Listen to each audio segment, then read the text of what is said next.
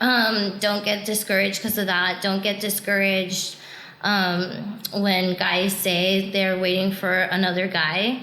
Like when guys would say that at the shop, I would be like, I need a dick. I need a dick over here. We need a dick to cut his hair. And I have this gigantic rooster tattooed on my stomach on my front panel. And so it was like this ongoing joke. And all the shops that I worked at, they're all like, dude, she has like a big cock. And I'd be all like, dude, I'd rather be the chick with the cock than the ass out barber. Yes.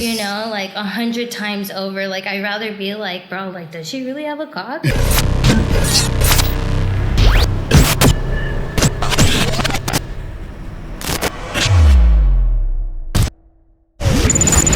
Well, we appreciate you coming through. Of course. Thanks for having me. Last time we spoke was what? Last time we saw each other was... Well, last time we saw each other, it's been a while. It's been years. 5, 6 years? This building? This same building, probably about 6 years ago. 6 years. Yeah. Wow. Full circle. Yeah, what a crazy... That's been a minute. We're back. Yeah. And I love what you've done here. It's amazing. Appreciate it. You can tell all the hard work you've put in. It looks amazing. Yeah, it's taken a while, but we're getting there. Because how long has it been now? Well, as far as us being here, we're going on 2.5 years, almost 3. Yeah, that's awesome. And you started off, from what I understand, just a small, like 2 chairs? Was it 2 or 3? It was actually 3. 3? 3 chairs. Then we outgrew that spot and we jumped over here. Yeah, this is amazing. So you went to a suite from... I was at Clipperhead for 2 years, and then I moved literally on the other side of the freeway to a private suite off of 281 in Blanco. No, in Bitters. 281 in Bitters? Yeah, okay. And it's been really good for me. It's been good times, so... So you prefer the suite life over a shop? I don't know. It's a... pros and cons of both, right? I love talking shit. I love the barbershop camaraderie. I love the brotherhood of... barbering, that's why you become a barber, right? For the brotherhood, the relationships that are gonna last you a lifetime, so I really do enjoy the barbershop experience and working in a barbershop. And I never really expected myself to do a private suite, but ever since I have, it's been pretty golden for me, honestly. I thought I was going to miss the barbershop life a lot more than I do. Yeah. But I'm not... I think when I need my barbershop fix, I go talk to my boy Noah. That's in the same shop. Out at the barbershop? Yeah, go hang out with my boy that's in the front, and then I'll I still hit up my barbers. I go and I guest spot at my friends' shops in other states. Cool. So it gives me that barbershop fix. And then I come back and, my clients always keep me entertained. And I think being in a private suite, it's made me and my clients go to even the next level of friendship, right. Yeah. So let's rewind things a little bit. So as far as barbering, where did it start? And who were your influences? What made you go to barber school? You are a barber or a Cosmo? I'm barber, yeah. Okay. So it's interesting. I moved to San Antonio and I immediately went to esthetician school. You moved to San Antonio from where? New Mexico. Nueva Mexico. What's up, baby? Okay. I miss my mountains, but San Antonio's been good to me. So I came and I started esthetician school at Vida, and it was back when Vida was at the Pearl. So it was a long time ago. Right. I became an esthetician. I worked as an esthetician very briefly. Realized salon life is not for me. Right. I never had any desire to do women's hair. And I was smoking a lot of cigarettes back then, and I was smoking a cigarette with a nail tech, and I was like, man, Can I cuss? Yeah. Okay, I was like, man, I don't know. I don't know what the fuck I'm doing over here, you know? I was like, this just isn't my I'll cuss vibe. along with you. Yeah, I was like, this just isn't my vibe. Like, you know, everyone gets offended. I don't know what's going on with the Kardashians. I don't know any of this shit that's going on. Like, I'm freaking out. I just spent all this money on esthetician school. And I was like chain smoking cigarettes, and this nail tech was just like, no, like I see you more as like a barber. And I was like, a barber? I was like, dude, I can't be a barber. She's like, why the fuck not? She's like, we're like living in the future. Like you could do anything you want to do. And it just like a light bulb went off, and I was like, I'm gonna be a barber. And I literally. So where'd you go to barber school? I enrolled in barber school the next week. It took me 2 barber schools to finish, like a lot of people that I know here in San Antonio. I started out Gloria's barbershop, Gloria's college, barber college. That's owned by Chacho's, right? Yeah, okay. yeah. King Kong Nachos? Oh, God. I've gotten so sick off of those and those. So then? Those drinks. From there to where? From there, I finished my barber college at Williams Barber College. You finished at Williams? Yes. So, I went to Williams. Yeah, dude, Williams. I went to like, Williams. because of my Shout boys. out Eastside. Ow! Because of my boys, Williams is the reason why I know how to cut hair. Like, I left Gloria's, like, not knowing how to hold clippers. Right. And these guys, like, not the instructors, nobody, but the guys that went to Williams, they saw I was hungry. And they were like, you're hungry? Like, I'm going to show you what's up. They're like, you watch me, you listen. Like, I'm only going to do this once. And then they would see me, and they just honed my skills. And by that time I left, like, I felt confident in what I had. And I was able to, like, grow to do more traditional styles.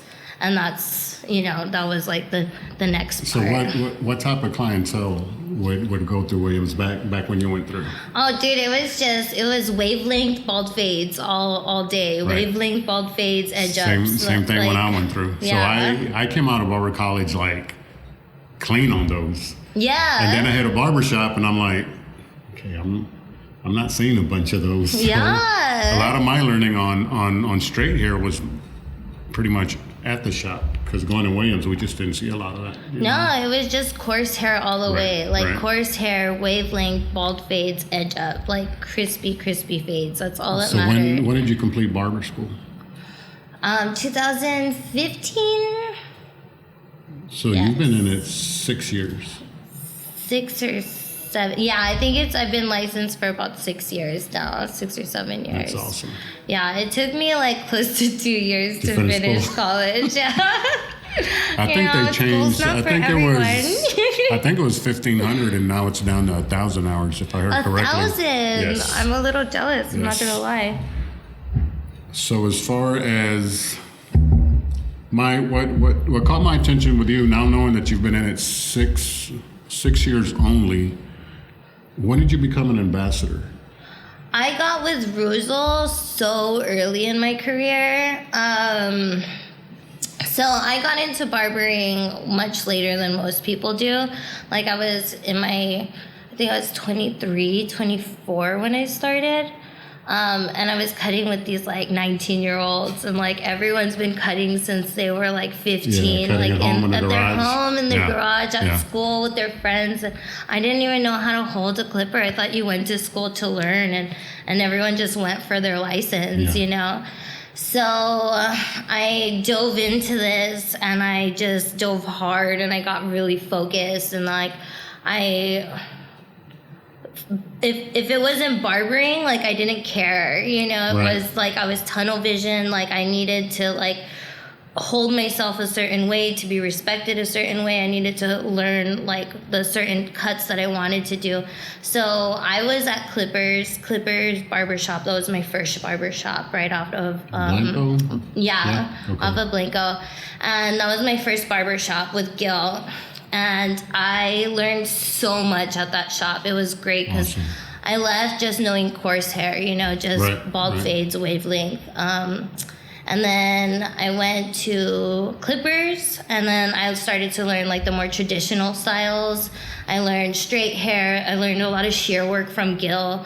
I learned from Chris. I learned from. I went to barber school with Chris. Yeah, I learned a lot from Chris. I learned a lot from Chris Fades. I learned from Garza. I learned from all the guys there, and I was just like, anytime that I had any spare time, I was just watching these guys. And then when I went home, I would just watch these videos and stuff. And then I stalked Ruzel like on Instagram because I heard of them through barber college. Right. And so I started listening to them and following their pages, and they had an ambassador call out, and they're all like ambassadors. And I think that was like right when I moved to here, when I met you actually.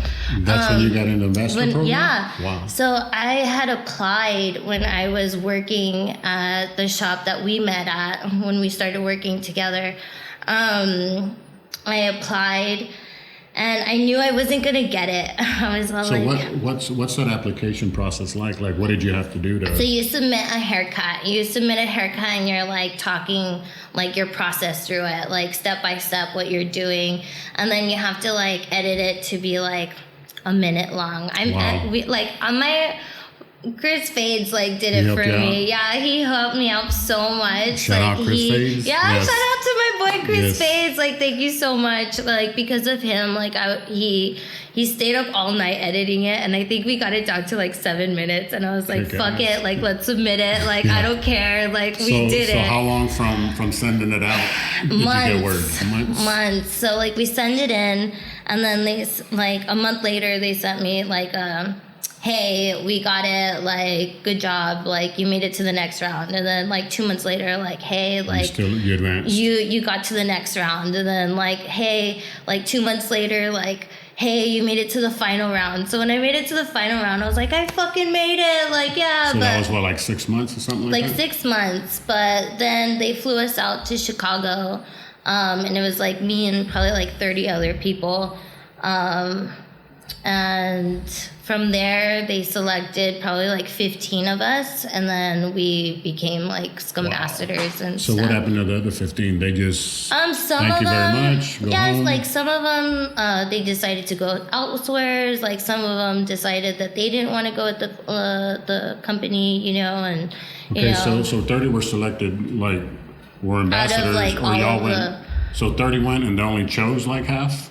Yeah, like they could have chosen all of them, and then they like just decided to choose like whoever like fit like what they were looking for at the time. So it was like, I think it was like roughly around like 15 of us that like went. I was part of the second round of Scambassadors. I think there was like probably around like 15 that were already hired, and now it's huge. Now there's like 50, 40, 50, like here in the U.S. and they have them like I hear a lot of barbers. I hear a lot of barbers talking about the ambassador programs and this and that, but to actually meet somebody who has been through the process is interesting. You know, because I think it takes a lot of work. It takes a lot of dedication to do that because. You know, a lot of guys talk about doing it. You know, a lot of barbers talk about doing it, but they don't. I think they're intimidated. I think that's the only thing that separates you. It's just like if you try. Like I love hearing no. Like I expect to hear no all the time. So when they say yes, it's like, oh, that's awesome. Like. So I didn't expect to get hired on right away, but when I did, it was totally, awesome. it was super rad. I was excited. Are you still with Ruzel now? No? No, I decided to leave them last year. I had gotten my private suite last year. It was just kind of hectic. It was a hectic year, yeah. And since it was the first year coming back from COVID, like there was a lot of classes, and a lot of local classes, and when I started I was used to like traveling a lot more for it, and I just needed to focus on like my private suite and building like my clientele and making sure that like I was taking care of my day-to-day, and leveling So as far as the private suites that you're at right now, what location are you at? What's the name of this place? It's called Salon Plaza. Yeah, it's right next to Magnolia Pancake House. Yeah. And it's cool. I've been there for like a year and a half, almost 2 years now. It's been great for me. Yeah. Let me ask you this. What was your first impression when you met the butcher, Bloody Butcher? Oh, what was my first impression? He was wild. So, like, I got there, when I met him, I got to Chicago, my flight was delayed, so everyone was already, like, pretty lit. And this was, like, back when he would drink and stuff, so everyone was pretty lit. I got to the restaurant, and, like, everyone was just, like, they're like, oh, your party's over here. So you've only seen this guy on Instagram and stuff. So you walk into this place, the party's over there, you walk up, and it's like... It was, Butcher. Yeah, like, they're all like, oh my God, you missed everyone. Like, they were eating eyeballs and, like, because they had, like, a pig roast. Yeah. And so, like, they were eating, like, the eyes out of, like, the pig roast. And, Rob, the butcher, he's all like, I'll give you guys a shot if you eat this eyeball. So they ate the eyeballs and he got a shot, and I was like, man, I wish I would have known. Like, I grew up eating eyeballs. Like, I've ate an eyeball before. Yeah, like, let's go. Like, but yeah, he's a great guy. He's hilarious. Rob and Lane, they're both amazing guys, like really, really genuine. So did you ever go out to the Netherlands or no? No, I got my tickets out there and then COVID hit. So I still have like my voucher and I need to make my way out there because they're my homies and I definitely want to go check out like the school and the shop and everything. Yeah. I like the floor in that shop. Okay, so going through this ambassador program, is Ruzel sponsored, or do they carry a certain clipper? Are they Wall? Are they? We're sponsored by. They were sponsored by Babyliss. Okay. Yeah, so Babyliss took them on, and they like started doing like Babyliss training classes, and so they started working with them. So like with barber shows and like hair shows and stuff, like they kind of collab with one another. Cool. Mm-hmm. But it was Walls, right? I could have sworn I saw the butcher. So when they started, like they were all about Walls. I think there was just like kind of like a falling out. I don't really know what happened. Okay. And then Babyliss kind of swooped in and they were all like, hey, like we'll like get you guys and all of your ambassadors like products and like all of it. Yeah. So like I got like this care package from Babyliss. It was amazing. Like I was like, oh, like I got trimmers, clippers, shavers, like I got like the whole blow dryer, all of that stuff. So it's like a really good thing. What are your dailies? My dailies. What's your setup? I still cut with Walls. Like I still cut with Magic Clips. I cut with Seniors. My trimmers are Antis. I do cordless. Okay. I do cordless. And then I do like trimmers, Antis, and then I have like wall detailers as well. Okay. And then I usually just like when I take everything down to skin, I usually just use a straight razor. Yeah, I've seen you post to where it says, I think your comment or your caption is, if you're not shaving around the ears. Are you even a barber? Yes. Like, what's the point? I like that. Yeah, like that. It's very, I take the straight razor so seriously. Yeah. Like, that's why we're barbers, So did you know? decide, I saw you put out suggestions for straight razors. For straight razors, I think I just ordered like a bunch of different ones and I'm going to like play it from there. It's been a long time since I changed from the Astras. So I'm going to go back to like the Derby premiums. Not Derby, the Darko. Darkos? The Darkos. And then I ordered some feathers and I ordered some other weird off-brand that I've never heard of, but someone recommended, like something about a shark, like... Yes. Have you heard of those? Like they come like in a red shark or something? Yes. Yeah, so I ordered some of those, and I've never heard of them, but I'm excited to try them out. But yeah, I'm pretty disappointed. I've been using the Astras for years. Yeah, that brand you mentioned, I think one of the barbers from here gave me a couple of them, and I just couldn't They used to be so sharp and like just so consistent. That's what he told me. And now they're like, and when I used I'm just there and I'm like, yeah. And they're like, dude, you're at the same spot. And I was like, I have this one freaking hair and I can't get it. And I'm just angling and I'm like trying and I can't get it. And I'm like, this is trash. Yeah. Like, what? Like, I'm just used to like razor fade, just fast. Let's go. Like, okay, when you do a razor fade, I've seen it done a few ways or a couple of ways. Do you take it down with an electric first, or you just go like zero to razor? Zero to razor. Yeah, like so I set my baseline with my trimmers and then I'll like revert the trimmer and like make like a hard dominant guideline, and then I'll do like the whole fade, the whole haircut. At the end of the haircut, I prep the skin, I hot towel it. And then I'll like put the hot lather on Y'all again. Y'all listening? With the zero, you guys, yes. And then I'll with the straight razor. Don't forget behind the ears. So you never cut hair before you went to barber school? Before I've been to barber college, I never even held a pair of clippers. That's awesome, man. I had no idea what I was doing. So how do you like Booksy? Is that who you use for booking? Booksy's been very good to me. Like I still get like new clients from Booksy. Okay, now that you mention that, are you taking? Do you always take new clients? Always taking new clients. Awesome. Yeah, I always take new clients. I'm selective with children. Yeah, same here. I'm selective with children. I selectively don't do them. Yeah, I only do my guys' kids.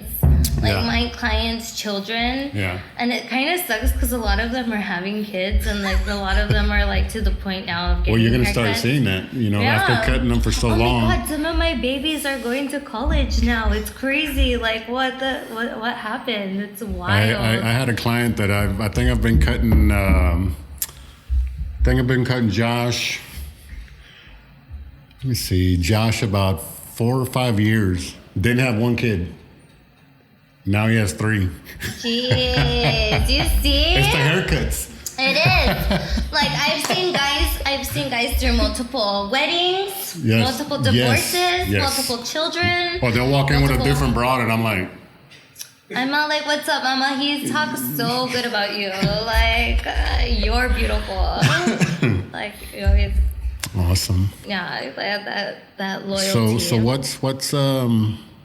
what's next? I mean, you're doing the sweet thing. You've been an ambassador. Mm-hmm.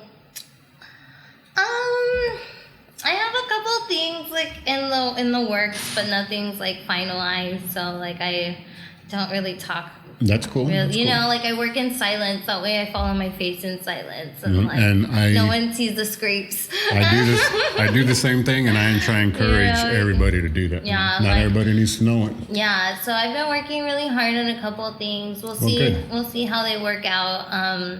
I'm just kind of focused on like living right now. Like I just really want to live my life. I want to I think after COVID and after a couple of experiences I've had in my life, I just really want to experience life. Right. Like I want to live like a super full life. I want to travel as much as I can. I want to eat all the weird foods. That's a good old COVID reset. Yeah. So I want to do all of that. So I'm like really focused right now, and I'm really like disciplined on like working really hard so I can party really hard and like travel really hard. There you go. You know? I see you traveling. Yeah, I see you traveling. To, yeah. And I just want everybody to know that, especially you, that I'm not bringing you on or invited you on because you're a female barber. Yeah. I invited you on because you're a freaking good barber. I appreciate Traditional that. barber, classic, and because there's many women doing it. Yeah. In different ways. But I appreciate what you're doing for barbering a whole bunch. And you've always like given me like mad respect. Yes. So like I've always like really appreciated you. Like ever since I met you, Yes. like the respect between us Yes, has been and it like was mutual and like it was like very immediate, obvious there. Yes. Immediate. As Yeah, soon as we met. the other folks in there were like super loose, and I get it. There's people like that, but I keep things pretty tight. Yeah. You know, yeah, I've admired your work from the jump. As far as So nothing coming up next. When's your next vacation? When do you see mom and dad again? Because I see you go out to New Mexico. Yeah, I try to because I have all the babies out there. You have a sister. You have a niece. I have a sister. I have 2 nieces and a nephew, and then I have a brother. And then my parents out there. So my whole family is out there. So I try to go quite often because there was like 6 babies born during COVID. Wow. Yeah, so everyone's turning 2 now. Yeah. So I gotta go out there soon. I'm actually going to St. Louis on Friday. Awesome. Yeah, just to visit my friend. I'm not like going to cut or anything, just for the weekend. And then I'll be in Vegas the last weekend of the month. So for the guys, for the barbers wanting to do like guest spots somewhere, how does that come about? So I started networking a lot, like when I got with Ruzel. It was so, like, Ruzel was so good for me, like meeting like these barbers that I know that I'm gonna grow with for like the rest of my life. Mm-hmm. I met like literally my best friends through Ruzel. Neither one of us are with the company. Like, he never even started with them. It just wasn't for him. But we just became like solid friends. So I go to DC quite often to visit them. And so that's helped me like network with a lot of my guys there. And so when I want a guest spot, I usually just reach out to someone and I'm like, hey, like, you build a relationship, of course, first. Right. You know, if you don't know them yet, I would suggest like DMing people, reaching out, remembering that we're part of this brotherhood, right? So if like you reach out to somebody, they should reach out to you like excited, and like eager to like share good news, you know, like, I think sometimes nowadays barbering gets kind of say it just full of egos. Yes. And I'm sick of these egos. I agree 100%. If I ever open a shop, I'm gonna have a huge flag that says 0 egos. Like, we're like, I don't fuck with egos. I think it's obnoxious. I think that we're extremely blessed to do something that we're passionate about and make a really good living doing that. And that should be the end of it. Like, we should be just really grateful that we get to make what the money that we make doing what we love, you know, and building the relationships with people that we have. Like, I look at my books almost daily now, and I see everyone that on my books, and I'm like, oh, it's gonna be such a good day. Like, I love my clients. They love me. They're the only reason why I'm still in Texas.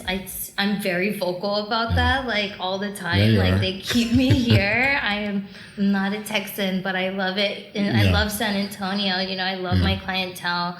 I'm very, very grateful for them. And I think being a barber, you have to realize that your whole career revolves around these people. You know, they feed you. So you have to take care of them. You have to be consistent. It's an obligation. It is. It's almost like showing up to a car lot.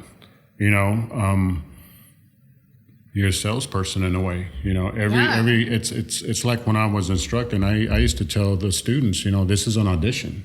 Yeah. Make it a good one, and you know, have these people come back because they're going to feed you, man. They're going to tell people about you, word of mouth.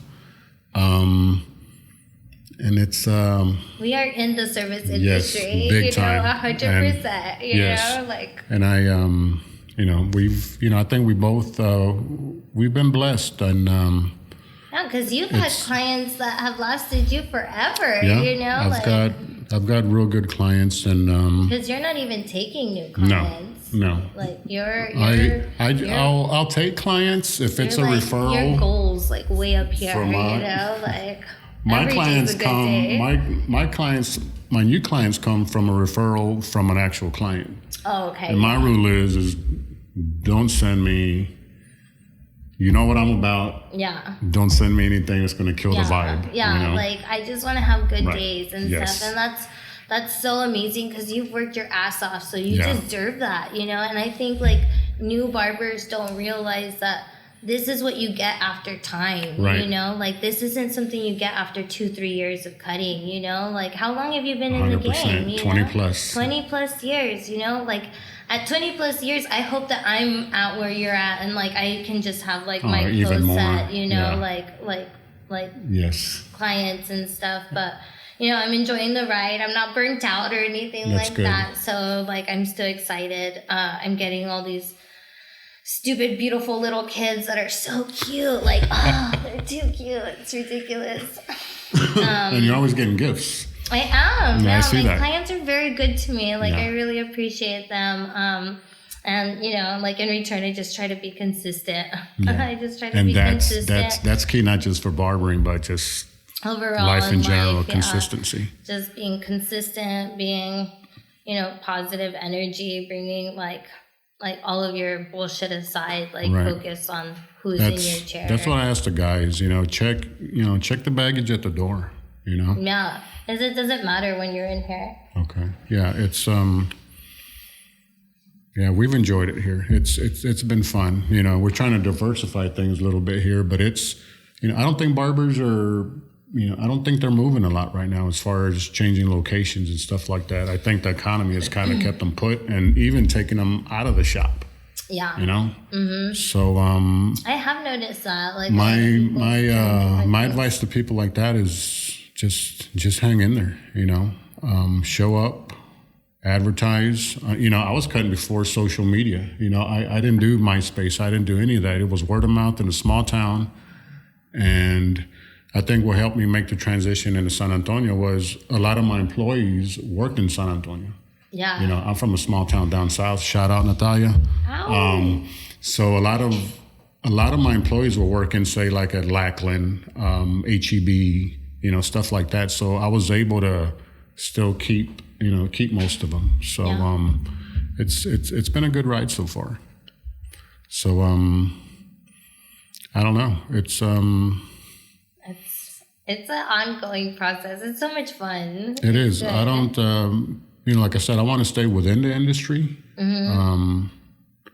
And I want to just bring some good folks in here and try and maintain the, the barber, how can I say this? The barber, classic traditional barber culture. Yeah, you know? Honestly, because I feel, and I've reached out to you about this, like saying that like San Antonio needed a shop like this, like 100%, because when I left the last shop that I was at, like I didn't see any shops that I wanted to go to, you know, and any shops that like at the time that I was just like, yeah, like that would be cool, you know, like, so I went, my friend told me about the suites and it's been great, but like then like this shop is so fun. Like this is exactly what we need in San Antonio. Thank you. I think the area is like perfect for this. Yeah, it's getting there. We like it here. So I think, and then you have like still room to grow. Yeah, You've had barbers here for a while already. Yeah. So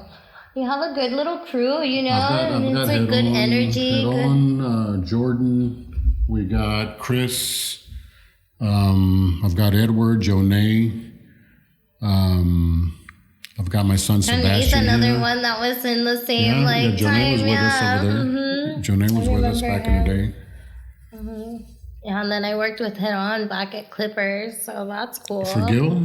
Yeah, back really? Wow. Yeah, Gil was the first guy I worked for. It was the first shop I was at. Mm-hmm. So how do you think, as far as social media, no, I got a good question for you. Mm-hmm. Barber battles. Feelings? Not for me. Why? I don't know. Like I'm not one for like clout and like doing like the whole like showboaty and stuff. I think that's like another reason why I kind of got out of like the whole Ruzel vibe.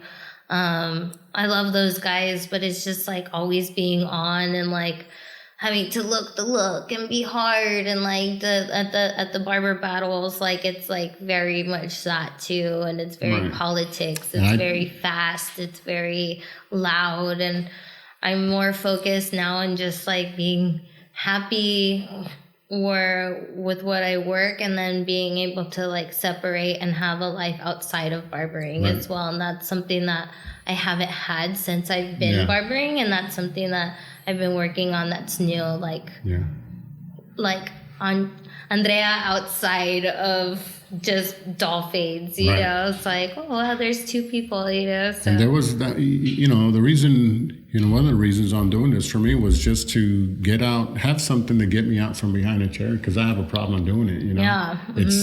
It's tough doing it, but you know, getting folks like yourself on here is very gratifying to me, and being able to, you know, show people not only around here in San Antonio, but, you know, worldwide, there's a whole lot of talent around here that's being overlooked. Yeah. You know, everybody really gets caught up on the likes, on the followers, on, you know.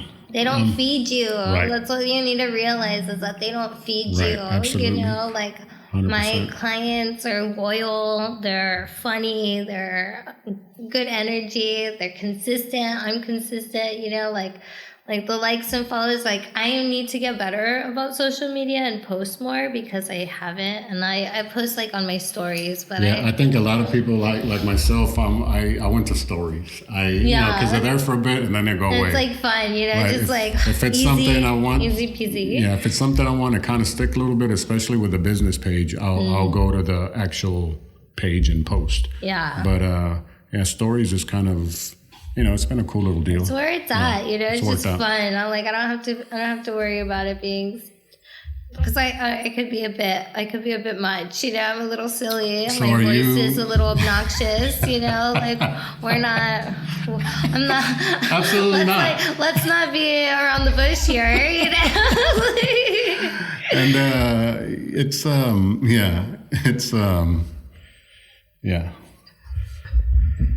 So like, what are your thoughts about barber battles? My thoughts on barber battles. I'm not a fan. Not a fan. I'd like to. I've spoken and I've pitched this to fellow barbers, you know, that are more the traditional classic type. I'd like to, you know, possibly put on or host a classic barber skills competition. Oh, nice. Mm-hmm. You know, yeah. You know, cleanest flat top, best shave. I don't know. There's other. That would be cute. Right. I like and that. I think that'll bring out some of the, you know, some of the older heads that have been in the business for a while to come out. You know, because I think all this social media and all this clout stuff has kind of spooked them guys. You know? It's like a different, like, you're either part of that or you're part of this. Right. It's like hard to be part of. Well, it's almost both. like if you're not part of that, you ain't. You know. Yeah. It doesn't. You know. It's about clout. It's about you know, and I don't know how that started down here. I don't know if some of the guys started seeing, say, like the New York fashion shows where they do all that crazy stuff, and then they figured that's.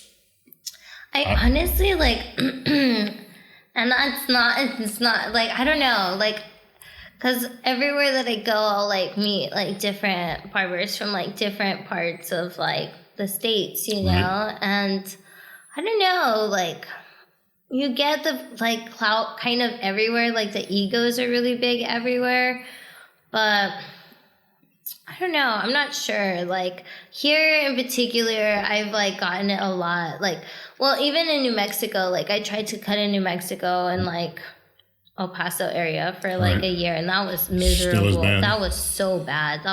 So I came back, and I was like, I'm never going to leave you guys again. I'm so sorry. Bad as in no one will sit in your chair just because you're a female. And I was becoming a kid's barber because no one trusted me with their hair, and then they would ask me, like, oh, like, I'll let you cut my girl's hair. And I was like, are you pissed at her? Because, like, it's the only reason, you know? And I'd be like, oh, I'll let you, like, cut my kid's hair, you know? And their kid's walking out with, like, a cleaner fade than they are, you know? And their machismo egos are too big to ever, like, they'll just be like, all right, you didn't fuck it up, like, good job, you know, like. So as far as advice, what would you say to a new, fresh student or licensed barber, coming up? What advice do you give somebody? What advice have you given somebody? For new barbers,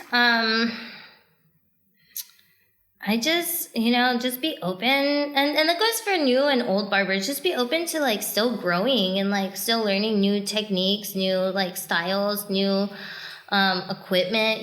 Like always like be consistent is number one. Like know that if you play the slow and steady game, it works way better than like getting 10,000 followers, making $100,000 the first year you start cutting, and then like getting this ego and you fall on your face, and like everyone just watches you. I've seen that time and time and time again. Right.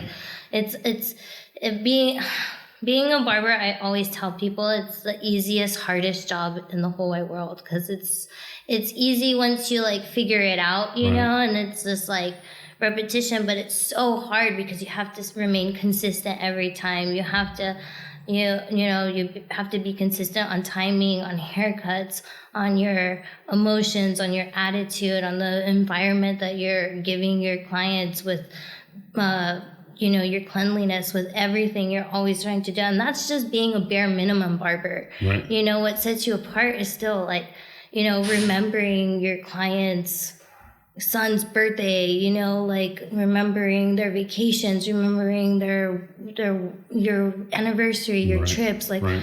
like building that relationship, and that sets you to like a different level of barbering. And I think that's what separates everyone. So my advice, to bring it back to like that, is just like be consistent and always respect your clients. Respect who feeds you. Right. Because like these people on Instagram, you're never going to meet them. It doesn't matter. Yeah. Like who feeds you, who's in your chair every other day. Like, and I think that like what I'm going to start doing is like kind of been like on my head on like what's next for me, is I'm going to start showcasing clients and not just haircuts. Because like I have a lot of business professionals, that don't have the tightest fades. They don't have like the craziest hairstyles, but they've been so good to me, like, so I'm going to start like doing a picture of them and being like, this is, like, this is Jeff. Jeff has been with me for a few years. He's a great man, like, and he's consistent. Like, be more like Jeff, he never steps on my footrest. He's always on time. He's consistent. It's right in back of you. Yeah. Another one over here. It's like, that's huge. When I shave him, he doesn't have his eyes open, like he's not looking up at you. He doesn't look at me, he never.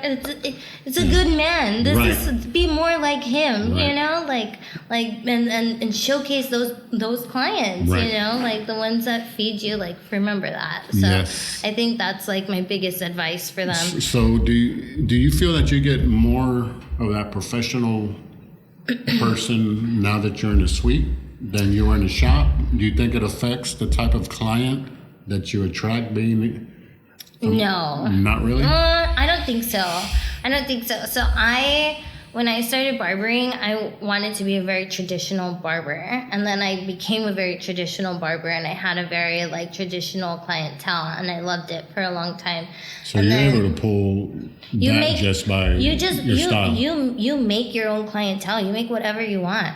Like now, like I've focused more on like razor work. So I do a lot of beard work. I do a lot of razor fades. I do a lot of like razor work. That's my jam. Like anyone that knows me knows straight razor's my shit. You know, and I got like, I guess like being with Bruzel and everything. Like I like really loved doing the traditional barbering and stuff, but then after that I kind of wanted more, because that everyone was just like, oh, but you're just traditional. Like I would go to shops that I was working at, and they're like, yeah, but she's just traditional, she can't do that, she's just traditional.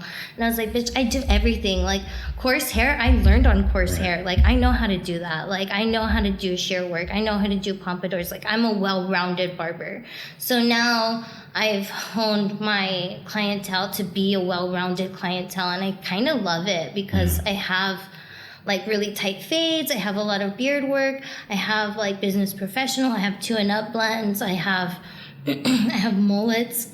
I have textured cuts. Excuse me. So I have a little bit of everything. So every day is a little bit different. It's not so mundane, like so repetitive. So I think that's been kind of cool. I have like a lot of business professionals, but I have just a lot of diversity in my shop, and I think that's what's really fun about it. Yeah, because a razor, I think I just don't see it as much anymore. No, everyone, like when I get new clients and they want a bald fade, and I was like, do you have a preference between a razor or a shaver? They're like, oh, I've never done a razor. And I was like, do you want to try it? You get a hot towel. They're like, okay. And then, so I'll like prep their skin, and then afterwards they're like, at first they like freak out, because they're just like, oh, they're like all tense, and then I'll like tap their shoulders, like chill out, like it's fine. Like I'll like talk and throw a little sparkle their way, like, oh, like let me sing to you with this, extremely squeaky voice of mine. I hope you get the razor situation, like, or find one that I know. I need to. I think I'm gonna do. Well, once all those ones come out, like whoever's in my chair is gonna let me know which one's the best. Because do you still have like a lot of just like traditional clientele? Yeah, my folks are. Because you have like a bunch of beards, right? Mine are diverse. I would say majority of my guys are 75 to 80% are all bearded. Yeah. A bunch of bearded guys, professional, career dudes, and it's. But then I also, I tend to have a more mature clientele. Yeah. And it helps me a lot. It helps me a lot because I'm just not on the same vibe with some of these youngsters. Yeah. I feel I have our conversations are hardly anything. But you see, I get a 35, 40-year-old and up in my chair, and we can talk for days. But if it's anything younger than that, I'm not interested. Yeah, I was just having that conversation. I was like, I feel like I shouldn't have anyone under 25 in my chair. Yeah. Because except for these cute little boys, and I'm like, stop breaking my heart. Like, ridiculous. I come to work, I like to see my schedule full. I like to come in and, if I'm not having such a good morning or something, I'll look at my schedule. I'm like, you know what? A lot of these clients are the reason. They are the reason I drag myself out of bed. Yeah. And I feed off of them as much as they feed off of me. I find myself feeding off of them a whole bunch, and I appreciate that. I often tell myself and the guys here to check it at the door, and sometimes I might not do that, but as soon as I get in, as soon as I get behind that chair and start setting up my gear, it's like, okay. Yeah, you're turning this on. This is a job, I think a lot of people forget that it's a job because we love it, and it's like, no, like it's still a job. Like we're still doing what we have to do, like to make a living. And that's amazing. Like, I feel like a lot of barbers don't do a lot of beard work anymore. Because, like, everyone, like, when I started building my bearded clientele, like, a lot of people were just, like, they're so afraid. And I get it. Like, I get it, but... Yeah, like, I just think it's a skill you can pick up, and it's fairly easy.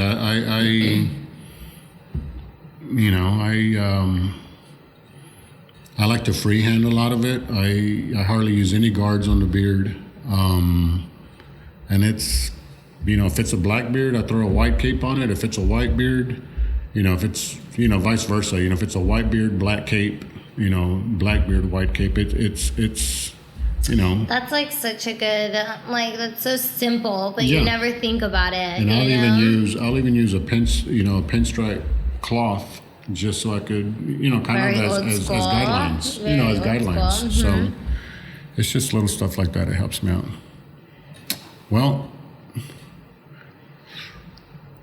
I'm almost out of questions, man.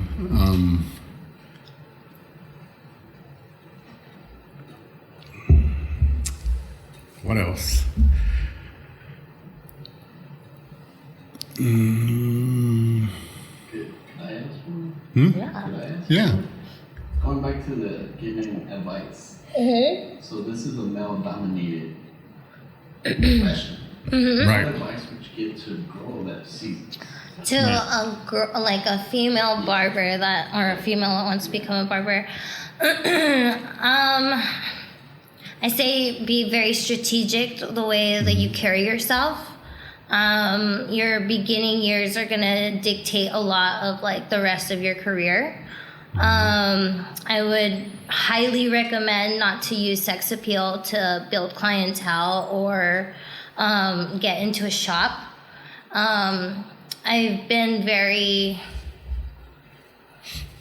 strategic on like how I came into like barbering, because I wanted to be really well respected. So I like played really hard. I played like the what's up, you know, like you fuck around like I fuck around, like I talk shit just as hard as you do, you know. And I was just like very like, you know, keep your eyes down, work super hard, always stay for that last cut, never hide from another cut. That way, like, even if you're not the best barber, they can't talk shit about you because you're putting in that work. You're hungry. Like, when I went to school at Williams, that's how those guys taught me how to cut, because they saw I was hungry. They saw that I wasn't there to fuck around. They saw that I wasn't there to be like, oh, I'm the girl, like, please help me, like, I don't get this, you know? Like, they saw that I was driven and I wanted to learn, and people are gonna respect you if you wanna put in that work, like, no matter what. So I would say, don't get discouraged, because you're gonna get guys that only want to sit in your chair because you're a girl. Don't get discouraged because of that. Don't get discouraged when guys say they're waiting for another guy. Like, when guys would say that at the shop, I would be like, I need a dick. I need a dick over here. We need a dick to cut his hair. Like, and like, I have this gigantic rooster tattooed on my stomach, on my front panel. And so like, it was like this ongoing joke. And like, all the shops that I worked at, they're all like, dude, she has like a big cock. Like, and I'd be all like, dude, like, you know, like, I'd rather be the chick with the cock than the ass out barber. Yes. You know, like 100 times over. Like, I'd rather be like, bro, like, does she really have a cock? And then they'll be like I like having that mystery, you know, like that, and that goes down to like the camaraderie of barbershops. You know, like, I love having that, like, kind of like, bro, like, did she just say she had a cock? And then they're like, dude, she does. It's fucking colorful. It's gigantic. And I'll be like, bro, like, I have to tuck the head in between my like bra strap, like right here in the middle, because it's so big. Like, I have to tuck it up, you know. And it's like sometimes like the little eyes or like the head's just like peeping out, you know. And they're just like, what the fuck, dude? And like, I rather. So if you're being a girl, I would. You know, it's worked out for me. Get a cock tattoo. Be the chick with the cock rather than the chick with the ass out. You know. Yeah. Because back to all that, it's like don't get a rooster tattoo. Don't do that.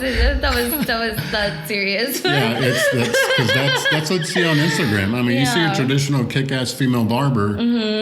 And, you know, she's got a few thousand followers, but you see one that, you know, is showing is all the time. It's all out there, and it's like, and it's all like you're scrolling, and it's like for every like 20 pictures, there's like one cut, like one little tiny one.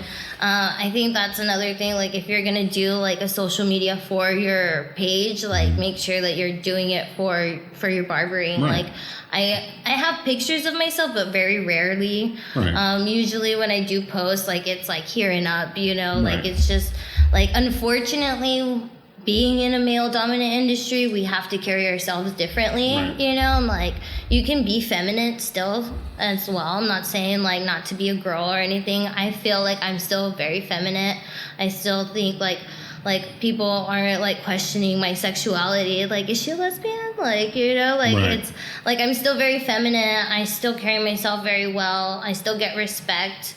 But yeah, it's like you're not gonna get you'll probably still end up at the same shop. You could maybe end up with the same amount of money in your pocket, but like in the long run, you're just not gonna have the same respect in the barber industry. Right. And that's just how it is, you know? And that's something that you, if you do become a female barber, that you need to like figure out in the very beginning, like what kind of barber do you want to be? You know? Yeah, you know, and I think it's important to set the tone. I mean, not only for a female barber, but as a barber, period. You know, professionalism, you know, accountability. Our time is very valuable. Yeah. And the booking systems and everything that are available to us now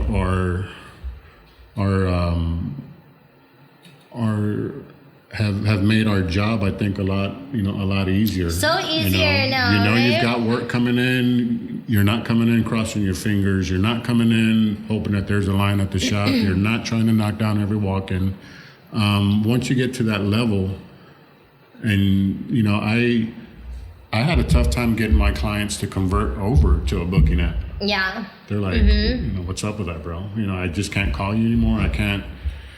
You know, this is convenient for me. This is convenient for you. You know, but at the same time, I'm thinking I got to protect my ass. You know, if you're a no-show, you know, if you're a no-show, I'm going to hit you for 100%. If you're, you know, and there's, you know, there's certain circumstances too. You know, and I don't, you know, depending on what it is, you know, kid getting sick, accident, something like that. I'm kind of flexible, but yeah. But if you like broke your leg like a week ago, like that's not gonna like cover it. You know, I feel the same way.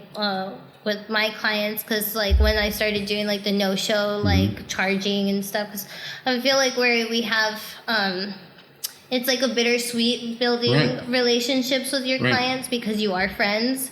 So it's like when you do like price raises or like no-shows and charging and like all of that, like uncomfortable, but it's business, you know, and you have to just be like open with like saying to like, and it you know, and it filters out, you know, I hate to use this term, but you know, it filters out that riffraff. You know, it filters out. You know, and I enjoy it. I did Booksy for a while. Then I went Square, and I've been with Square for quite some time now, and it's you know, it's worked out. It's user friendly.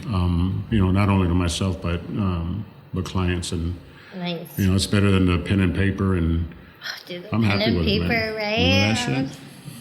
I still do my taxes pen and paper. Yeah. Old school girl. But yeah, the apps are totally where it's at. Cause I remember like getting messages at like 3:00 in the morning, like, "Hey, can you get they're me at the in bar tomorrow?" Yes. I used to get those quite a bit too. I'm not doing this. I used to get those quite a bit, tons. So like setting those boundaries with like clients and stuff is like it's definitely challenging at first, because in the beginning of your career you're just focused so much on like getting people in your chair, building that loyalty, bending over backwards for them, and then like you work hard and you build, and you know, and it does kind of filter out that riffraff, you know, and sometimes you get people that are upset, like kind of like, whoa, I don't understand. Like, you used to do this for me all the time. You used to never charge me for this. You used to give me breaks all the time. Like, you never charged me full price. And I was like, you know, what I usually tell folks like that, I'll use this as, you know, as an example. You know, do you go to Best Buy, Walmart, HEB, and say, hey, you know what, I don't want to pay this. Yeah. Sucker, you end up paying what they charge, and it takes time to get there as a barber, but when you get there, it's so satisfying. It's so rewarding. Yeah. I have some clients that are telling me that I need to like raise my prices even more, and like I don't want to, but it's just like it's very like reassuring to have like some clients that are like, dude, like I would still pay more, you know, like of course, like look at all the prices everywhere else increasing, like you should increase your prices. So how often do you increase prices? It depends. So like I increased my prices the beginning of this year, but before then it had been like 2 years.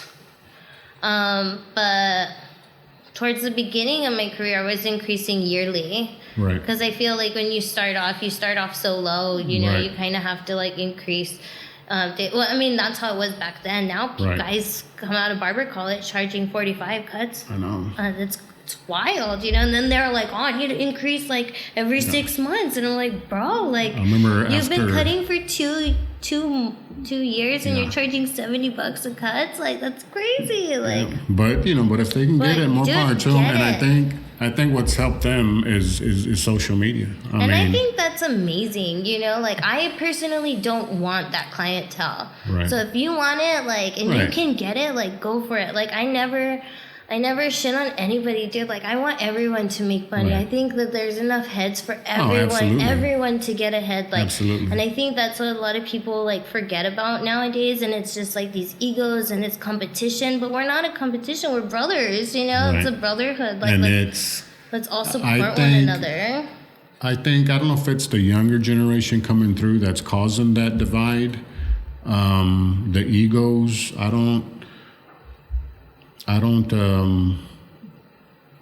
don't see the brotherhood as much as I see egos. I see tons of egos, and I don't.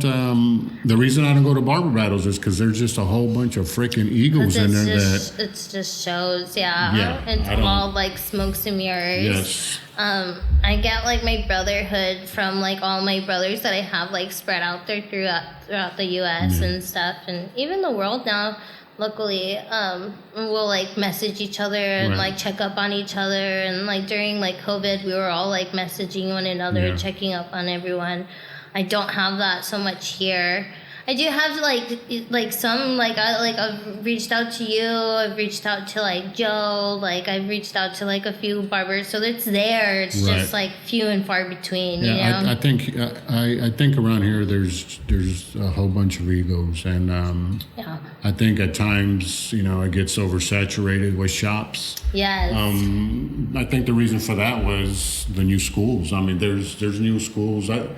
When I went to barber school, there was either Lewis Barber School or there was Williams. And Lewis Barber School was here on Flores, and that was it. Now, I would say there's six schools maybe. That's crazy. So that means a lot of barbers, and the curriculum went from 1,500 hours to 1,000. So now you got a lot of schools, so much easier. And now you got 1,000 hours. And okay, let me ask you this: as far as the advice, well, let me talk about this right quick. As far as I think a lot of these guys come out of school and first thing they want to do is open up a shop. Oh yeah. And to me, I think that's it's kind of risky. Mm-hmm. They might have a clientele, they might not. But I think what changed that and what increased the failure of barbershops is you had to be a licensed barber to open up a barbershop. Oh, okay. And that changed years ago. Yeah. So now, anybody can own a barbershop now. As long as by the day you open, you have a license. Like a license. You have a licensed barber employed, you can open up a shop. So I think with the increase of schools, the lowering of hours. That's wild. So 1,000 hours. Yeah, there's tons of barbers out here. There's tons of folks out here that want to and are cutting without a license. And it's like you can't even do that. Like, I get folks that come in here asking for work, and I tend to overlook or forget to ask before I set up an interview if they're licensed. Because it's like common knowledge, like common sense, so like have a license. What that tells me is that a lot of these shops around town, they don't give a shit. Are hiring a license. It's so obnoxious. People. I went through so much bullshit to get my license. Right. Like I earned my stripes like in the worst possible ways. And Absolutely. I did like so much bullshit, and I lived in like just ridiculous circumstances, you know, to get these stripes. So like people that do that, like I don't, like you're not a barber. I know, and my thing is, I'm never gonna call you a barber if you don't have a license. Like I don't give a shit if you've been cutting for 35 years. Like if you don't have a license, yeah, don't care. The thought of me putting somebody unlicensed next to my crew here would be a slap in the face to them. Disrespectful, I would lose all cred. I can't do it. I don't care how good you are. If you're that good, just go to school. It's 1,000 hours now. Now it's 1,000 hours. And now there's like no excuses. That's ridiculous. I hear you can do practical now through Zoom, if I'm not mistaken. But anyways. Shut up. That's crazy. Yeah. That's wild. Yeah, no, I'm not about it. Just put in the work. Like, it took me almost 2 years, like a year and a half to graduate. We finished, you know, year and a half, 2 schools, whatever. It's all good. So what did you do while you were going through barber school? So during my first college, I was waxing as an esthetician. Oh, that's right. You were an esthetician, so you were doing that. Yeah, so I was doing like part-time. I was going to school in the morning, and then I was waxing in the afternoons, and you can make so much money waxing. So like I was working part-time, and I was fine.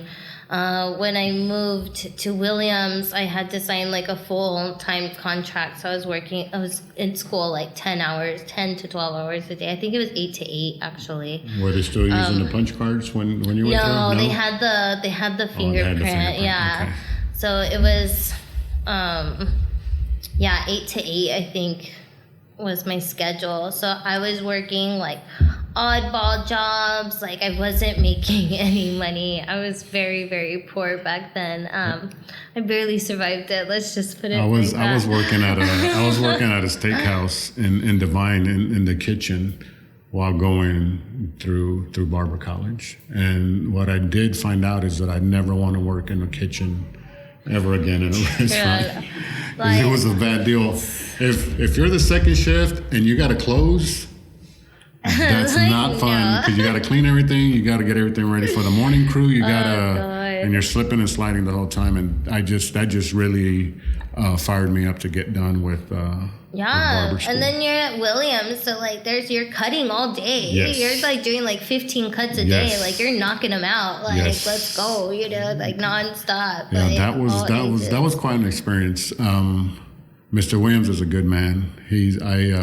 I wish I would have got him. I got him when he sold it. Oh, really? Yeah. I got the first year he sold it. I got to see that man cut, and I haven't seen anybody do it that way. He edged up a top.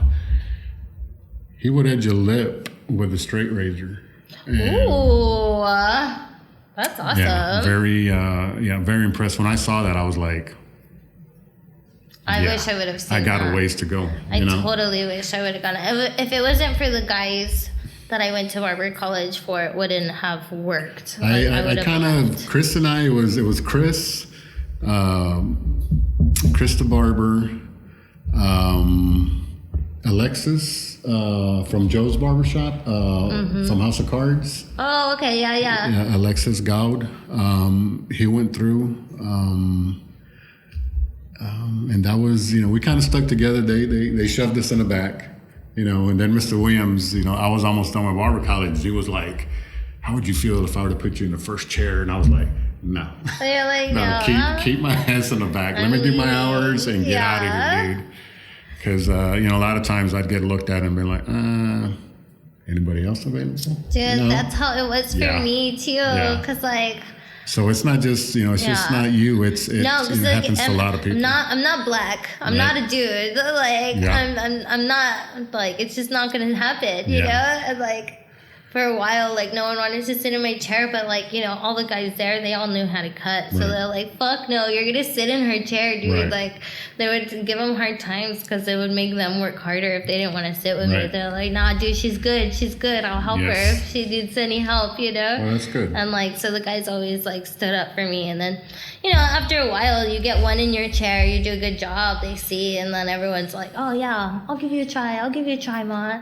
And, the guys taught me, shit talking, and they taught me because it would be like these guys, a lot of guys in different shops, they challenge you, they want you to beg or for them to sit in your chair. They want you to really say explain like, oh, I can do it, like let me prove it to you, you know, and like really like try.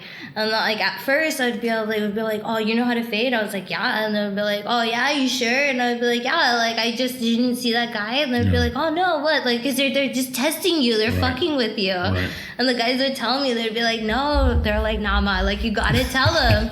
They'd tell him like, you wanna fucking try? Sit in my chair. If not, shut the fuck up and sit over there, you know? And so that's when I remember the first time I told someone that, like they were just stunned and they were just like, they were like they're like, all right, I'll fuck with you. They sat with me, and then like after that, like everything was kind of like smooth sailing. Like I remember the first time about the first 2 or 3 weeks, maybe month at Williams Barber College, like nobody really talked to me, you know. And I'm like, what the fuck? What's going on? You know, is it because I'm a white dude? Yeah. What is it? And then I finally got to talk, you know, one of the guys that had been there for a while, you know, started talking to me, and he says, bro, the reason is they think you're a narc. So I was at Williams Barber College for the first month. Nobody would talk to me because they thought I was a cop. They're like, don't fuck with me. Don't fuck with me. They thought I was a cop, and I'm like, nah, bro, that's hilarious. I want to get out of here just like y'all do, man. I just wanted to do my shit in the back and just want to go, mind man. my own business. Yeah. That's awesome. Yeah, we were talking about Mr. Williams not too long ago. I need to see if he's around. You know, I honestly never even met the man. No? Yeah, like I wish I would have got him. I got him when like this very terrible man bought the school, and it was just like terrible experience other than the guys that went there. And dude, it was cool. I had these ladies there, and then they would I forgot. I think her name was Lucy. Yeah. Yeah. That's remember? her.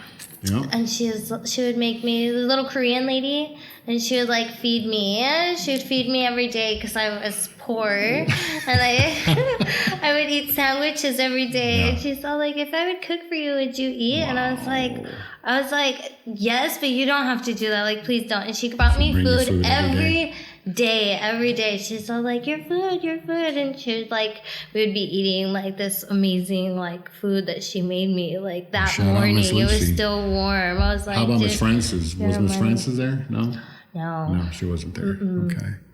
No. And speaking of Gloria's, you said you started at Gloria's. When I first went for my instructor license, passed my written. It's time for the practical.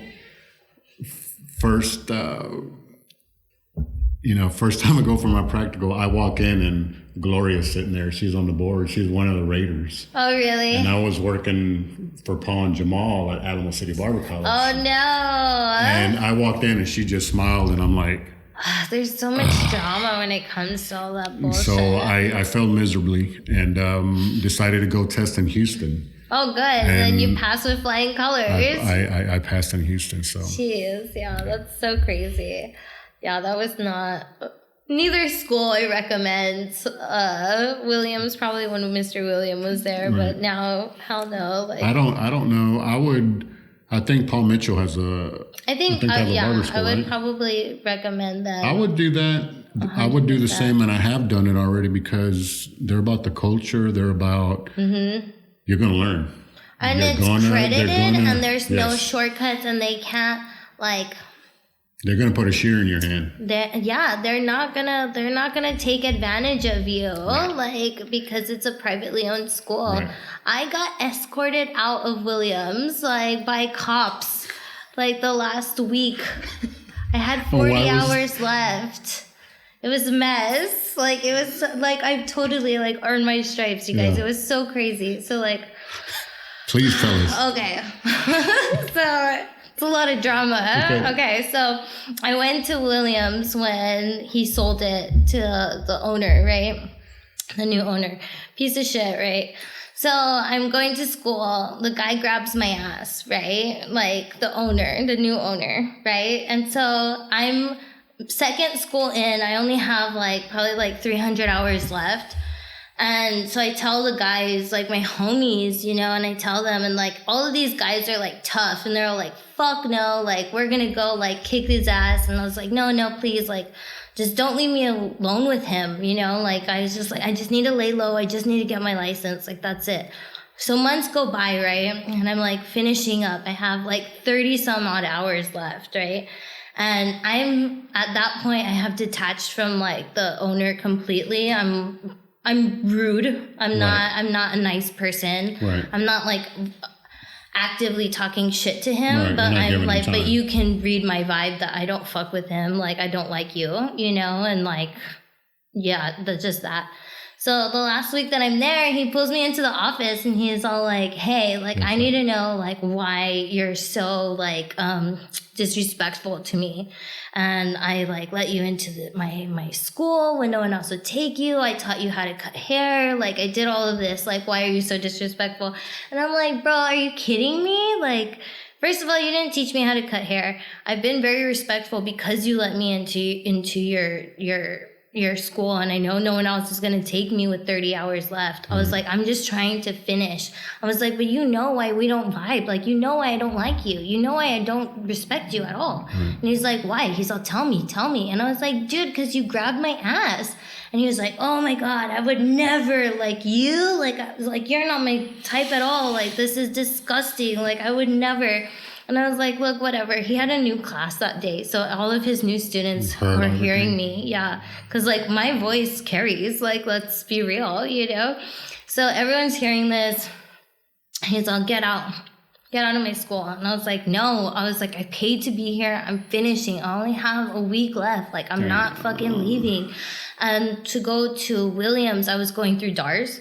So, like, I had my caseworker. And so, like, he kicked me out. And I was like, there, I was like, I'm not leaving. Like, I'm not leaving. He's like, I'm going to call the cops. I was like, fucking call them. I paid to be here. I'm going to finish. And so the cops came. There were two big guys on the east side. They had their, like, fucking vests on and stuff. They were walking in holding their guns. And then, like, they come in and I run out. And I was like, I'm not leaving. And then they're like, they look at me and they're like, you're the one causing this. Like, really? Like, they're like, come on, like, just leave. And I was like, no. And I'm like crying because I'm so mad. And I'm like, no, like, I paid to be here. I only have 30 hours left. Like, no, dude, like, I'm not leaving. Like, and he's all like, it's privately owned. Like, you gotta go. Like, they're all like, please, like, they're all like, don't make us make you leave. Like, just be cool, you know, like, get your stuff. We'll be here. He's filing against you. And I was like, fine, I'm going to file against him too, sexual harassment. And they're all, get this shit. We can't because it's private property. I couldn't file. Because it's private property. I couldn't file a sexual harassment claim because it was private property. So I had to exit and I was hella petty. I stayed on there like on the sidewalk like for hours.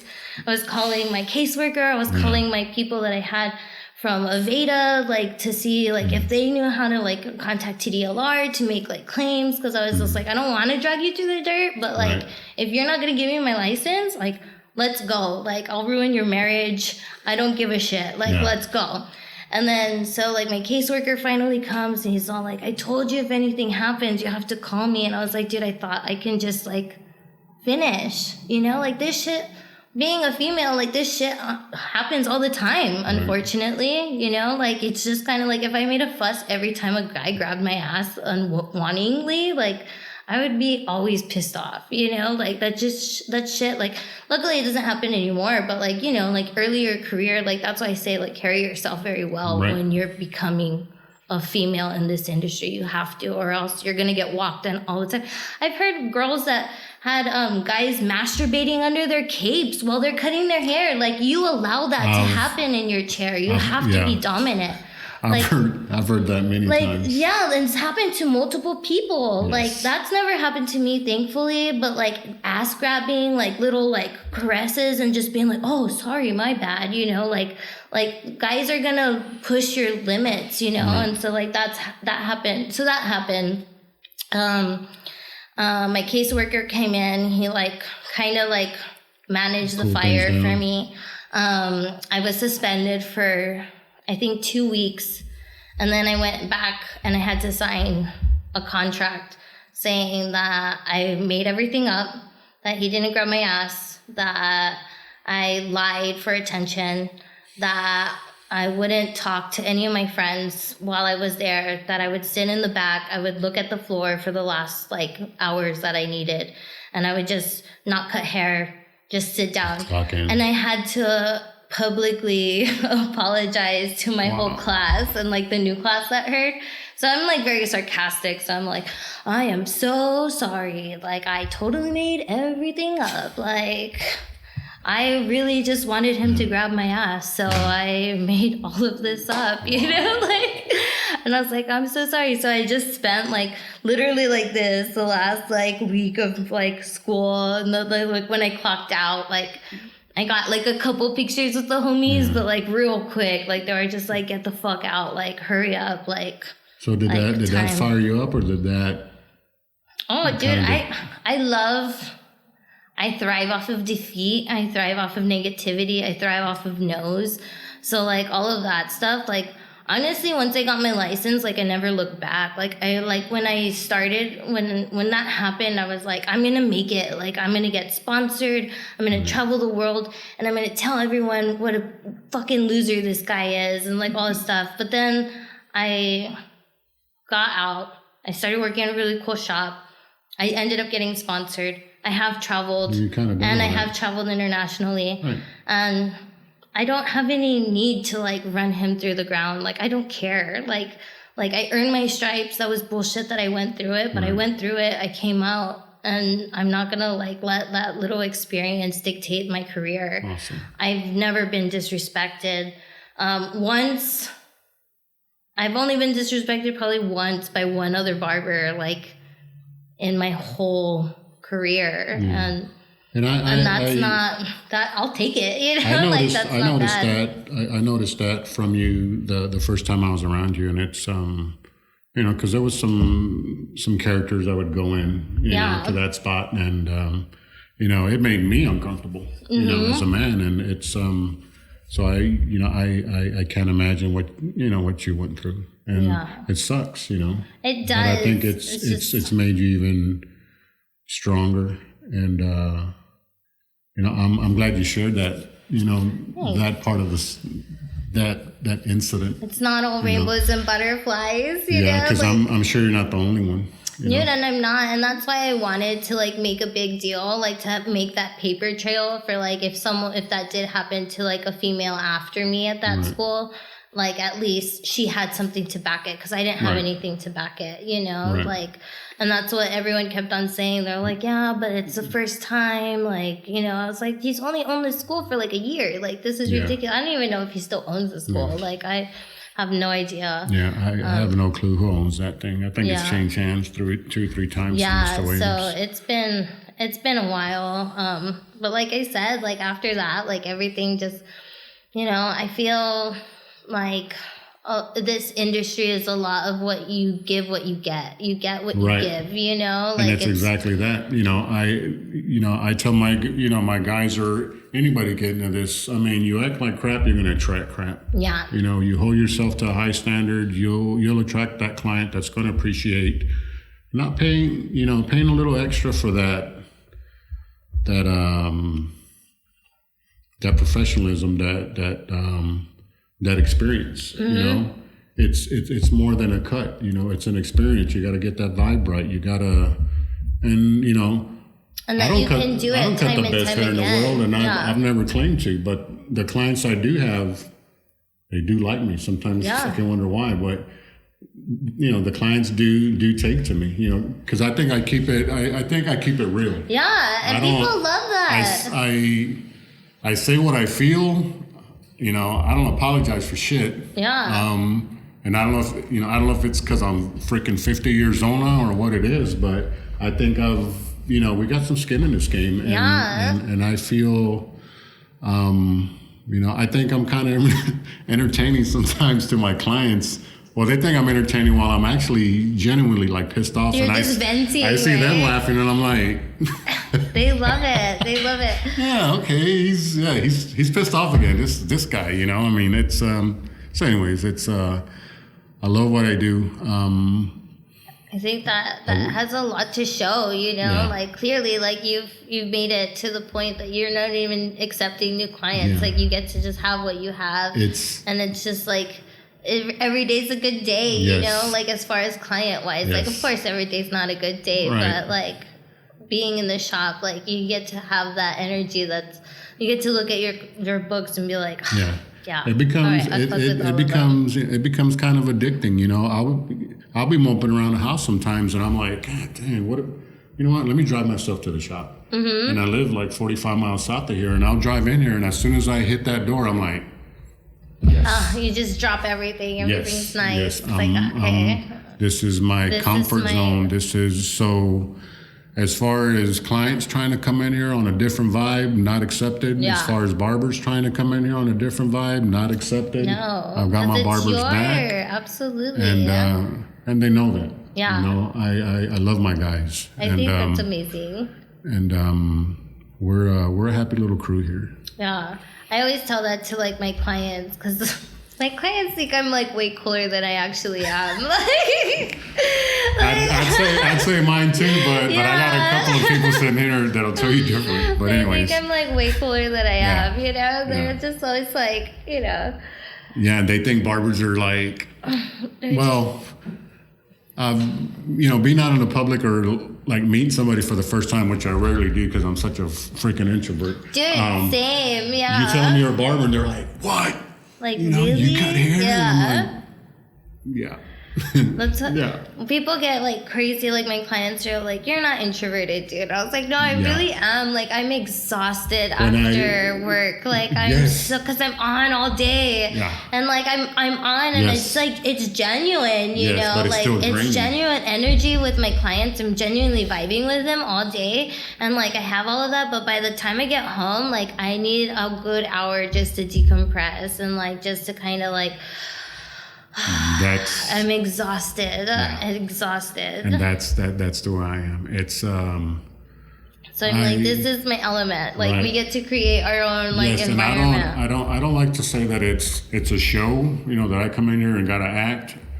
I did do that when I first started, because I'm so introverted. It was like, but now that I've attained this comfort level with the clients, the type of client that doesn't drain me. Yeah. My job's cool as hell. Yeah. You love it. I kind of handpicked like what guys are not going to kill my vibe, because I don't, we're all different, but I get around an introvert and we can talk all day, Yeah. So people kind of don't understand it sometimes, because I'll be talking to some of my clients that are introverts and we're just yapping away and laughing, and they're like, the hell, dude, you really don't talk to anybody. But I'm like, I don't explain. I don't explain. I don't bother explaining to anybody anymore. That's just who I am. Yeah. So it's good times. I love that you get to dictate your clientele and your energy and like all of that stuff. I think that's like the beauty, and it's like beauty of like what we get, with our work, and it's also like. I think people, which is good that they see that part, that you get to like, make your own hours and get your own clients and make your own vibe and like all of that stuff. But it's like all the other things that go into like owning your business and running your shop and like all of that stuff. It's like, it's bittersweet for sure. Like, it's we love what we do, but it's super, super hard. If they could see, if they could like spend a day in our shoes, it's, because you got to adjust to every client, not only hair wise, but, personality wise, and, I've never been afraid to ask, to tell a client I'm not going to cut their hair anymore. Yeah. I won't give a recommendation because I'm not cutting your hair anymore because, I'm kind of not vibing with you, bro. Yeah. And I'm not going to send them to somebody, in the industry that's, that I'm that you're homies with. Right, because then they're going to be like, bro, what are you doing, why? man? Why do you hate me? Right. I would tell you, I'd be like, why do you hate me, Ray? Like, why did you send him to me? No, I was going to say something about that. I totally lost my mind. But yeah. So how do you go about, have you ever had to tell a client? Oh, well You're that's not what cutting I your was going to say. The beauty about it now is like with Booksy, you just Block. block them. Like, Okay, sorry. I used to do that on Booksy. And Did they make another account? no, they would have like a woman would book, and I'm like, okay, it's a kid. It's going to be a kid coming in. And then the same dude would walk in. I'm like, bro. Because they made a different account. Yeah, I'm like, when my wife booked it, I'm like, bro, get out of here, dude. That's happened to me. That's happened to me twice. Yeah. I had one guy that kept on messaging me like, "Oh, why isn't it able to let me book? Why wouldn't you let me book?" I was like, "Take a hint, bro." And then, so did you actually tell him take a hit, or you just kind of kept blowing him off? I think when I just blew off because it was like towards like the more beginning of my career, and it was like the first one that I've ever like blocked, and I was just you're nervous and it's kind of like, oh shit, like they know where I'm at. He's gonna show up. I don't know what to tell him. Like, I don't want to cut his hair. Like, I don't want your money. Like, because people like you always hear that. You're like, oh, I guess they don't want to make money. I was like, dude, honestly, I hear that. it's just I don't want to put myself through that. And I'm really grateful that like I'm at the point of my career now that like I can like say like, no, I don't want your money. Like, I'm good, bro. Like, you can keep that. Like, that's fine. Like, I don't need your money. Like, that's a good feeling. And I am more confident in my career also that I am able to like have those conversations. It's just like, I don't think I'm your barber, you know, and I've told that to a couple guys. I'm not here blocking people left and right, but like sometimes if it's just like, if I have to wake up and dread cutting your hair, like I know like I'm there, it's like 9 o'clock and I see that you're on my schedule for 4 and I'm like the whole day you're like looking just at that 4 o'clock slot the whole like time. 4 o'clock, like and then I still have cuts after you, so I have to like really be ready and like it's exhausting. Like once I get to that point, I'm just like, no, like I don't need to do this anymore, and I can have that conversation where it's just like, I think if you like, I just don't think I'm your barber. I don't feel like we're right for each other. Like, I don't think that you're completely happy with me, and I don't think I'm completely happy cutting your hair either. So, like... I just don't like having to go into a whole conversation about why. My thing's like... If I don't want to, I don't want to. I'm not going to cut your hair anymore. Yeah. That's it. And I've had to do that a handful of times, and, I didn't like it, but, I had to take... worry about myself. Yeah, because you have to take. Nobody else is going to take care of you the way you can take care of yourself. And having those clients, like one bad client does affect like your whole day. It's kind of like, ugh, jerk. So who in the industry has really? Who do you look up to in this industry? I have so many, probably. Give me 3 and why. Okay, so my boy Tommy in Virginia, he... where does Tommy cut out of? He has his barbershop. It's the Standard Barbershop. Standard Barbershop. And honestly, like all of him, like him and his staff, like really inspire me. And his wife Wendy, like they all run, like they just run a beautiful, beautiful shop. Yeah. And like his cutting is just... He's just an amazing barber. He's well-rounded. He's in with his clients. He's introverted like us. Like awesome. He's just like a really good energy. He's very meticulous. He's very detailed.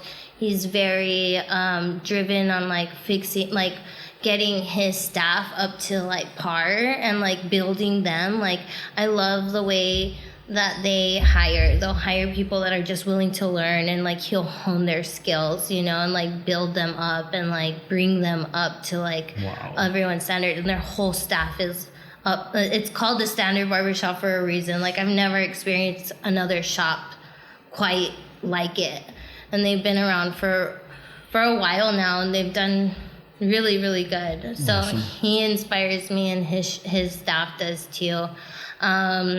I butcher his name every time, but how do you say it? Pizarre, the shaver. Yes. He's the like, bald guy yes, with the beard. The Happy Barber. Is he Turkish? The Happy What Barber. is He lives in Vancouver right now. Okay. And he's just amazing. Like, he's definitely what I inspire to be Yes. as far as like razor work. Yeah. Like, I just see him shave like full beards like your size, just Straight like off. straight, like Yes. no irritation, no nicks. Like, he's amazing. Yeah. And I like definitely like look up to him for inspiration. And you know, of course, like Rob and Lane. I think Lane like really inspires Yeah. me from Ruzel, because Lane's like very like quiet, reserved, and he just cuts like a beast. Like, he knocks them out like crazy. Like, I did a show with him and Rob in Austin a few years ago, and it was just so cool. Like, because every time I've like met up with like Lane and Rob, like Rob's just crazy, you know, like he's the butcher, you know, he's just like out of control. He's just like great energy and stuff. And then I just look at Lane, and Lane's just like in the corner just like laughing, and it's just like in his own world, like, and it's just always like, are you laughing with us or at us? Like, you know. And like when I did that show with them in Austin, it was still like, you know, it was still pretty early in my career, and I was all nervous, and like Rob was all like, it's okay, like everyone's nervous, like, and then Lane's all, I'm never nervous. And I was talking to him, I was like, you're never nervous? And he's all like, dude, he's never been nervous this whole time. And I'm like, why aren't you nervous? He's all, because I don't give a fuck. And he was just like straight up, he's all, because I don't give a fuck. He's all like, they're paying to come to see us. He's all, if they like it, they like it. If they don't, they don't. He's all, not everyone's gonna like us. He's all, I'm just going up there, I'm doing what I'm doing, and we're leaving. He's all, this is what we do. He's all, this is what I do. I go up, I cut hair. Yeah. I don't care. That's pretty He's all dope. like, I don't get nervous because I don't care. I do what I do. Like, this is what I do. And I was just like, That confidence. wow. Yeah. Like, you're amazing. Like, Yeah. I think, like, he's just like, it's gotten me this far. Yeah. It's worked so far for me now. Yeah, like, that and whole... his cutting, like, his flat tops, like, he just cuts everything just so effortlessly. Like, it's just like he's just moving his hands, and he's just And then sculpting the this finished amazing product's thing like, so fast too. Like, in like one of the shows, I think he cut like 4 heads, just like knocked them out, just go ahead. And then like he'll even take like somebody else's model, like he'll take like Rob's model, like if Rob's falling behind, he's all like, oh, just. And every once in a while he goes and talks and stuff, and he's just like cutting away and like doing like flat tops, Van Goghs, pompadours, like all kinds of crazy stuff. And I'm just like, what? Like, you're amazing. Yeah. So those are just like a few of them, but like I have so many, like, and even like, just I've had so many, like, just other barbers that I've just come in contact with, like homies, you know. Like, I have my friend Eric from South Carolina, and he just has a really cool shop too, and like his style is like just really awesome. What's the name of his shop? Old Crow. Old Crow Barbershop. He has 2 locations now, and yeah, he has a really rad shop. I really want to go get spot with him pretty soon. Yeah, hopefully I can make it out one of these years. But I think I just get inspiration from like everyone that I meet. I try to anyways, and it's been really great. That's what I really love about this industry. Yeah, I'd like to eventually maybe get out a little bit like that, but I don't know. I'm too damn introverted. I guess. I just, you know, when I was telling people that I wanted to do this, they're like, "Bro, what do you mean? Like, you really want to do this?" I'm like, "Well, we can." You know, I'm gonna give it a shot and see what happens. Because it's you know, a great idea. There's a reason I'm in a back room. There's a reason. That's just the way I am. You know, and these guys have gotten used to it. At first, they thought I was, you know, probably not the friendliest and maybe upset all the time. You know, I might be a little grumpy, but you know, I think it's being 50 and. You know, this whole new wave, this whole new culture rubs me wrong, and you know, I can't change it. I can just, you know, keep doing what I do. You know? Yeah. And I don't, you know, but I'd like to, you know, like I said, eventually do I'd like to shorten up the title of it. You know, I know it's kind of long, classic barber skills competition. I'd like to kind of, you know, I just hate the whole battle. The battle name to me is not, you know, it's not cool. And it also like doesn't bring people together. It just brings more of like oh dude, like every time someone wins, it's like, oh dude, it's because you knew somebody or oh blah. It's like this. It's like, dude, like how about because he just did a good job? Like it's so like it's too I like a good competition, you know, like, but it's the egos. Yeah, you know, like I said earlier, I'd rather see, you know, best beard trim, best mustache, best, you know, stuff. How barbering started. You know, not where it's going. I don't like where it's going. I'm waiting for that full circle to come around and like traditional just to come back and like. And I think I can't wait to have like these younger clientele to be like, have you ever heard of a pompadour? And be all like, I was like, oh, what? Yes. I was like, and you know, a pompadour? I'm hoping this area, you know, I'm hoping this area around here with the transplants that we're having, you know, we see a little bit of that every now and then. Totally. You know, and it's exciting, but you know, like you said, I hope it does come full circle and you know, ashtrays in the barber chairs again, you know, stuff like that. You know, that's the stuff I grew up on, and it's changed a lot. Ring lights everywhere. You know, that's just the way it is now. Everywhere.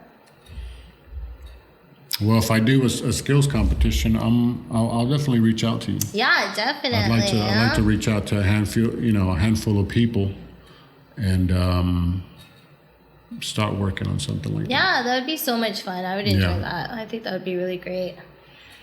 Anything with the razor, I'm down for. Yeah, that would be. Yeah, I'd like to see that live. So, well, I really appreciate you coming. Yeah, thanks for having me. It was a blast. I had a really great time. I think I'm pretty sure we'll have you on again. Awesome. I think there's a lot to talk about. I know we just touched base on like so. Yeah, many we just kind of things. bounced around. I had fun. I did too. Yeah, thank you. I'm stoked to be the first person. That's awesome. Yeah. And I promise the next one I'll be better. You're I appreciate great. you coming You're great. in. Awesome. Thank you.